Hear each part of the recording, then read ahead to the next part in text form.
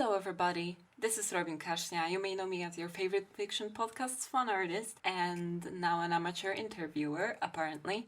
I was lucky enough to have a talk with Tau Zaman, the creator of Caravan and former writer for Ars Paradoxica.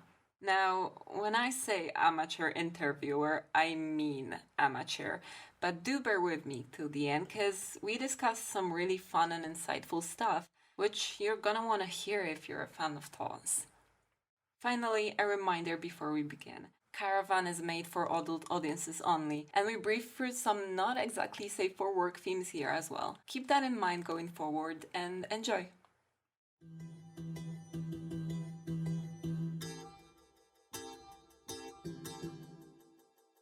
Hello, this is Tau. Hi! So, first of all, how are you? I'm well, how are you? I'm a little bit nervous, forgive me. Oh my gosh, there's no reason to be, trust me. Alright, so are you ready? Yeah. So I'm going to jump right into talking about Caravan. Okay. When you are asked about what is Caravan about, you say that it's a Weird West audio adventure about going through hell with the people you love. And I was wondering if you could break that down for me. Oh, sure. So it's a story, set in the Wild West, obviously, but I wanted to also, subvert a lot of the tropes that you find in Westerns, and I wanted to introduce fantasy elements and sometimes sci-fi elements. So Weird West just seemed like a better way to frame that. And then as far as, going through hell with the people you love, it's a story about found family. And the reason it's called Going Through Hell is because the canyon setting for the story is also meant to be literal hell that these people move through. So, they kind of... It has these 9 circles, much like kind of literary hell does. So yeah, That's how we landed on it. Right. And I just think that this little phrase is just so, it explains us so well. It's just beautiful. Oh, thank you.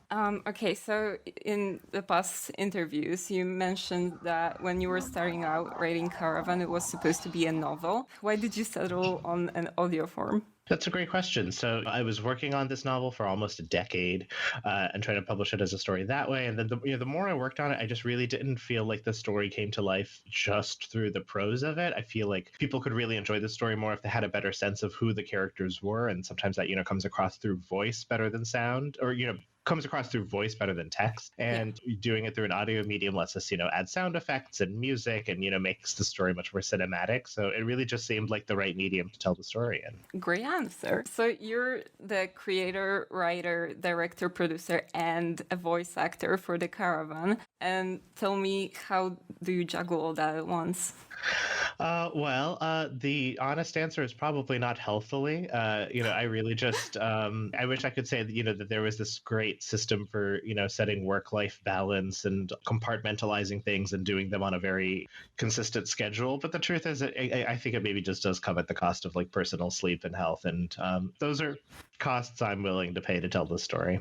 It's a little bit of a passion project for you, isn't it? Oh, yeah, just a little. All right, but Caravan is hardly a one-person show. You've got stellar voice actors on board. Misha Stanton, who's an amazing sound designer. Mm-hmm. And how big is the crew behind all this? That's a great question. So if you add up everybody who worked on the show, it comes out to about 25 people for season 1. So that's voice actors, dialogue editors, our sound designer, obviously, our visual artist, all that kind of stuff. So about 25 for the first season. And then, we're bringing on and hiring a lot more people for the second season. So we'll probably be closer to 35 or 40 for season 2. Ooh, that's exciting. It's very exciting. And you're all part of the Whisper Forge, or? So really only Misha and I are, and then everyone else we, brought on specifically for this project. Yeah. Okay, so for those who don't know, Whisper Forge is a collective, right? And they have other podcasts that people can check out over there. Yeah, though all the people we hire are people we've had on previous Whisper Forge shows or people who, we cast brand new for this show. So it's a mix. So even though they're not formally Whisper Forge, they're still definitely in the family, and we try to keep giving them work if we can. Right. The voice actors are not like inherently part of the Whisper Forge. So how does the recruiting process work? Oh yeah, that's a great question. So what we do is we put out casting calls, and then when we put out casting calls, what people do is they submit for certain roles, and then we look through their reels if they have any, and if we think anyone might be a good fit for the part, we send them callbacks, and callbacks are where they read audition sides. So audition sides are basically parts of text from the script that they would act out, and send recordings of those. Then we listen to those, and then sometimes we, for very important parts, we might actually do a second or third round where we actually invite those people to interview with us and to just kind of talk a little bit about the project and what their interests are and what their goals are for it, and see if it's a good fit. And then from there we cast. Most of the cast is cast that way, but then there's a couple of people that for example, Dakota is played by Danielle Shemaya. Oh, so she's also Whisper Forge, obviously. When I wrote the part, I just always pictured her in it, and I was like, you know what, this part is for Dakota. Definitely is for Danielle, and then but most of the people were cast normally. Okay, that's a really interesting piece of information. I had no idea it could work that way. All right, so this is an interesting topic because I saw you talk about how Caravan is the first piece of media in which you saw yourself represented. Sure. So you took things in your own hands and made it because no one else would, and I'm wondering, how is that as an experience? Well, I guess it's kind of like when you're a kid, you don't have the ability to make your own thing, so you kind of just have to settle for whatever else is put out in the media as a representation of yourself. So I think for me, it was really just a part of growing up and finally getting to be able to say my piece in the world and saying, hey, there's a person like me out there. Right. And the podcast is obviously not made for kids, but that's important in that if people don't have the means to create their own stuff, then they can see something created just for them, right? Yeah, that's the idea anyway. Yeah, you're right that it's definitely not for kids. But that wasn't really my goal. So it's like, when I set out to see myself represented, I wanted to see myself represented fully as I am, not represented by myself as a child. But that maybe in the future one day that's a different project I could work on. Yeah, and here I wanted to mention the main character, Samir. Mm-hmm. Because the story is told from his perspective, and he's not your typical main character that you would find in media, because he's a brown, partly bisexual guy. Mm-hmm. And it's just really apparent from the first episode that these are the voices that you really want to be heard in your work. Exactly. Yeah, that's right. Would you say Samir is a reflection of you in some sense? I think that was definitely the idea, but I'd say all of the characters in Caravan are reflections of me in some way or another. So when I set out to write characters, I always want them to exist for a very specific reason. So whether that's to exist as a foil to contrast with another character that's been created, or to reveal something about myself or my worldview. So I'd say all of the characters are representations of me in some way. I'd say Samir is very similar to me, but pretty different in a lot of ways too. I think he's much more forgiving than I am, and he's much more sympathetic and open to meeting strangers than I am. He's that's very endemic to his character. So he's a lot of things that I wish I could be too. Right. So from that we can jump to the next question. Caravan has an official artist, and it's Marina Vermeulen. And mm-hmm. I was wondering, how did you decide on making them the official artist? Sure. So Marina was making fan art of Ars Paradoxica, which was the flagship podcast of the Whisper Forge, which is a show that I was a staff writer on before we created Caravan. So I also used to do watercolors. I used to be a watercolor artist. So when I saw Marina's watercolors, I was like, oh, wow, this person can do them much better than I can. So when it came around time to having official cover art, I didn't know too many artists out there. So I was like, hey, why don't we reach out to this person who we know already has done fan art for us in the past, and, give them an opportunity to have work. So that was how we did it. The watercolor aesthetic, I think, really fits the show. And it used to be just cover art, and That's now right. you're doing more things with Marina, which is great. Another thing that's interesting to me as an artist also is, what are your thoughts on audio drama having official visual depictions of the characters? Sure. I mean, I think it really varies by audio drama, but I think one of the things that happens in a lot of fan art and just like art depictions that don't have official art for podcasts is that people kind of default to certain ideas of what characters should look like. So, if I don't make a character explicitly fat, then people are always going to, by default, create that character as skinny. And if I don't make a character, canonically, brown skinned or black skinned, people are going to draw them as white.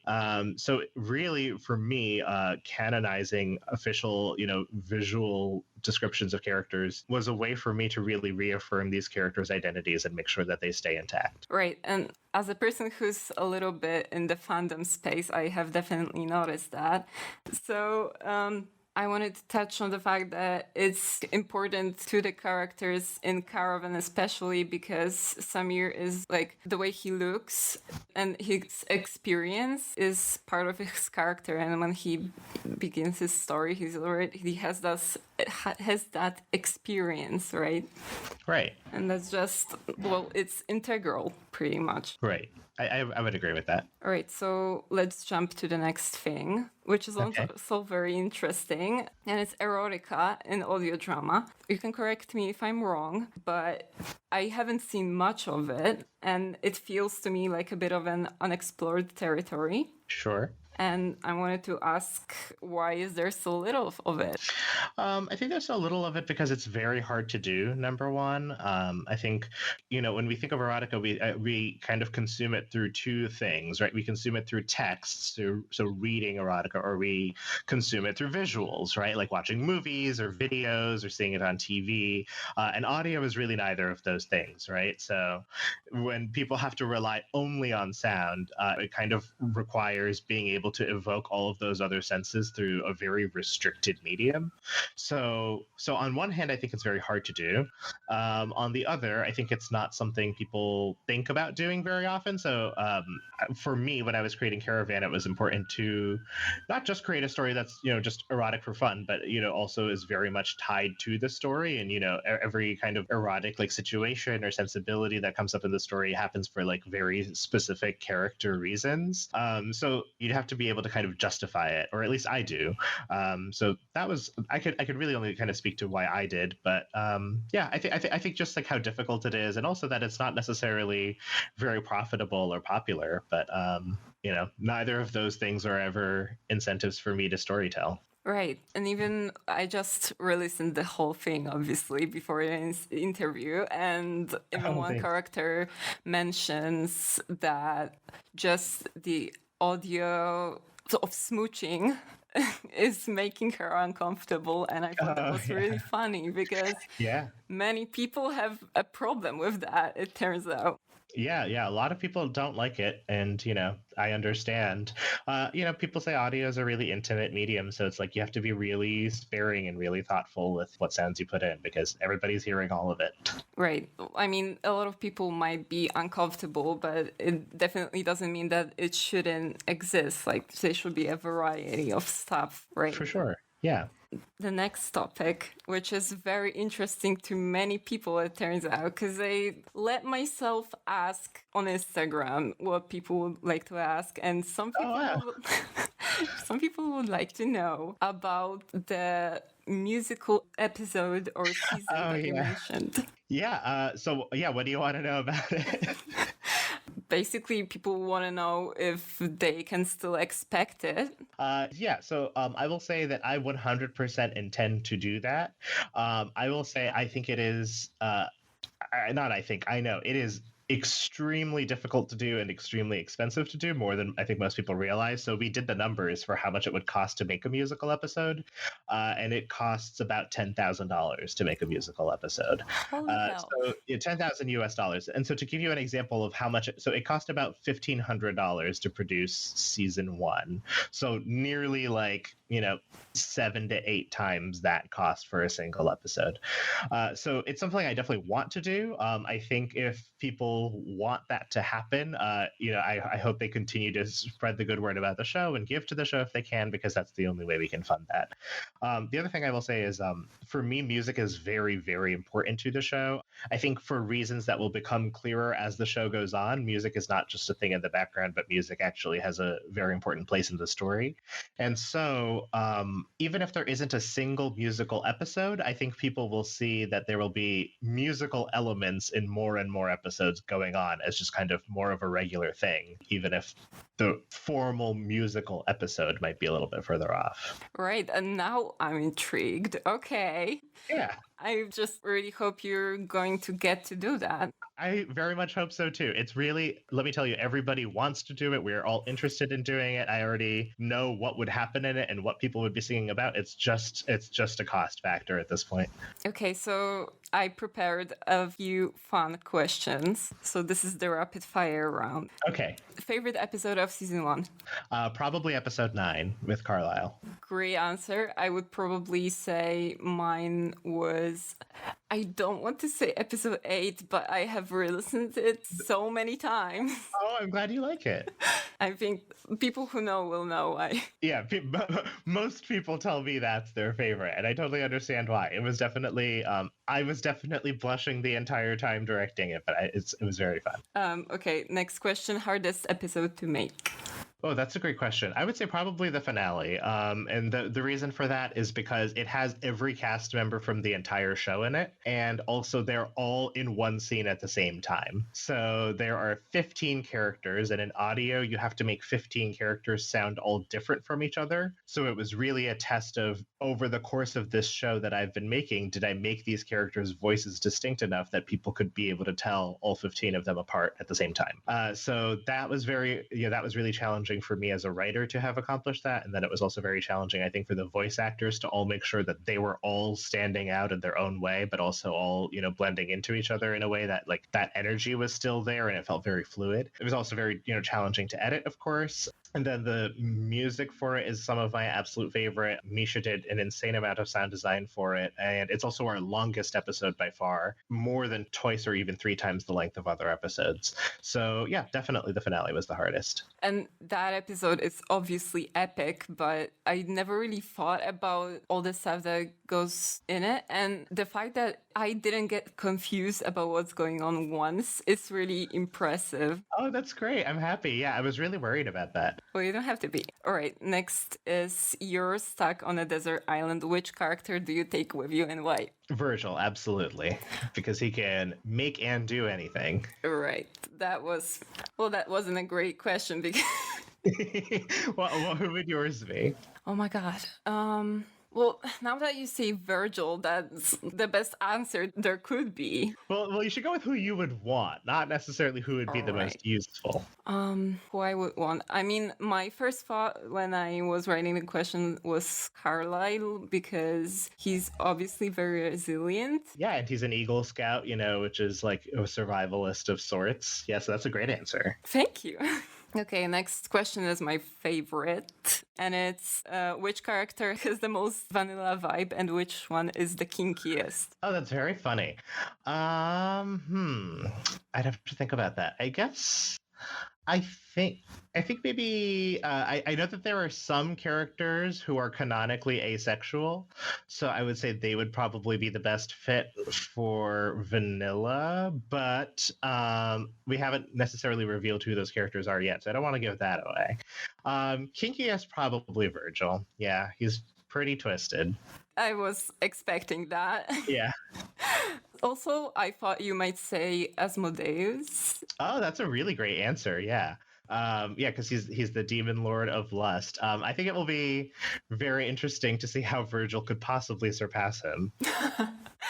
Well, he probably has surpassed him in the number of times in which he was horny on the show so far. So. Oh, absolutely. Yeah. I was thinking because Samir does say a couple of kinky things, about himself. And I was thinking, you might say Samir. That would be a little weird if Samir was kinkier than Virgil, but I think Samir thinks he's freakier than he really is. Oh, I could totally see that. Yeah, that's a great assessment. Oh, that's so funny. Okay, so the last one is, well, let's just assume you're not on a desert island and Virgil becomes your personal djinn for a day, and what's your first wish? More wishes. No, I'm kidding. I would never do that. Honestly, my first wish would be to be put on that deserted island. I could use a vacation. That's really funny. Yeah, what would yours be? Oh my god, so many things. Probably, well, can I be real for a second? Probably to be able to switch genders at will. Oh, wow, that would be exciting. Yeah. And we know that that's definitely something people can do in the canyon. So, Oh, that's great. All right, so we're nearing the close of the interview, and I just have two more things I wanted to ask. And first is also something that people from Instagram wanted to know, and it's season 2 coming 2021? yes. Yes. So I've had to put it off for a number of reasons. One, there was some really big casting upheaval a couple of years ago. And then last year it was supposed to come out, and then there was a pandemic, and I just shut down all production during the pandemic. And we're obviously still in that, but I'm trying to get that back up and going. So we're hoping to get casting going this spring, and then, recording this spring and summer. So yes, definitely 2021 at the moment. But before that, I also have another audio drama coming out, which I'm very, very excited about, which is another reason that this has been put off so long, is because there's another project that I've been putting all of my heart and soul into, and I'm very, very excited for it to come out hopefully this May. So I think it'll be really, really fun. Yeah.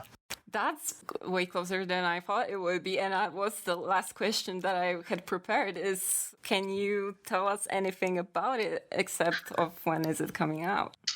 That's a really good question. I'd say that it is extremely nerdy. I think people who enjoy fandom in general will really enjoy it. Like people who like making fan art and kind of stuff will really enjoy it. I will say it has some of the best music I've ever heard. I just listened to the finalized music composed by somebody who I really love and respect. So it's made by very talented people. It's voice acted by very talented people. And I guess one concrete thing I can reveal about it is that I will be doing many, many different voices for it. Oh, that's really exciting. I'm genuinely so excited about that. And like as a fan artist, especially now that you said that. Oh yeah, I think I like just shake thinking about it. I'm really excited. So we've actually already recorded the entire first season, and we've recorded I think a good amount of the second season. So really at this moment we're just sound designing it and just slotting in that music and recording intros, outros, that kind of stuff. And I think it'll be really good. Right, I'm just so excited for that. I am too. All right, so that's all I prepared. Okay, great. Thank you so much for having me. Thank you. That was a great time. Obviously, great answers, great questions. Thanks, me. Yeah, they were great questions. Thank you. Thank you for joining me and for saying yes to the interview, Tau. Of course. Thanks for having me.